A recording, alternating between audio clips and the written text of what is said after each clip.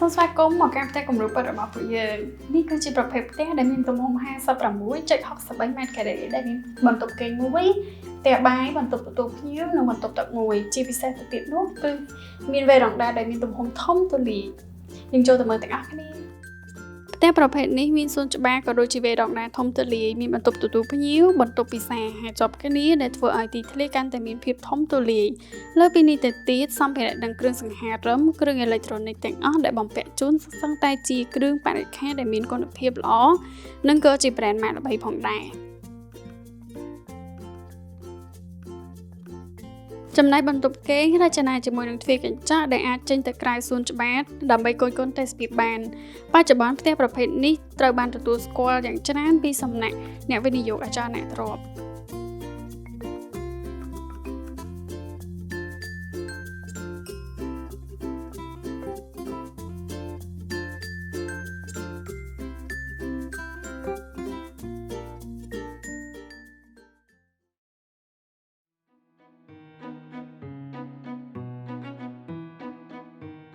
នេះជាប្រភេទផ្ទះដែលមានទំហំ 84.88 ម៉ែត្រការ៉េដែលមានបន្ទប់គេង2ផ្ទះបាយបន្ទប់ទទួលភ្ញៀវបន្ទប់ទឹកបូករួមទាំងវេរ៉ង់ដាដែលមាន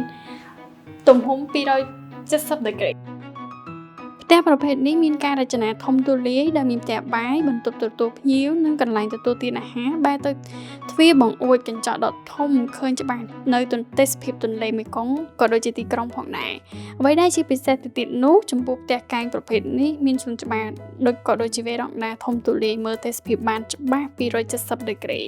ការបំពាក់ជូននូវគ្រឿងបរិក្ខារក៏ត្រូវបានជ្រើសរើសយ៉ាងល្អិតល្អន់ផងដែរហើយគ្រប់បន្ទប់របស់យើងគឺមានបំពាក់នៅទ្វារកញ្ចក់បង្អួចដ៏ធំទូលាយដែលអាចមើលទេសភាពទៅខាងក្រៅបានយ៉ាងច្បាស់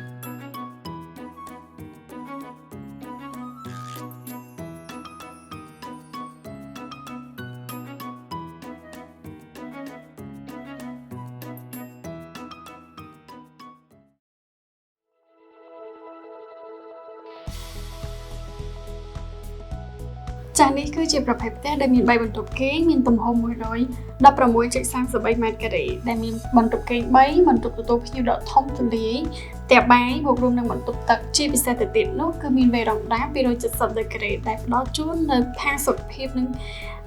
ប្រណិតភាពបំផុតសម្រាប់ផ្ទះប្រភេទនេះទទួលបានការពេញចិត្តជាខ្លាំងពីសំណាក់គ្រួសារខ្មែរ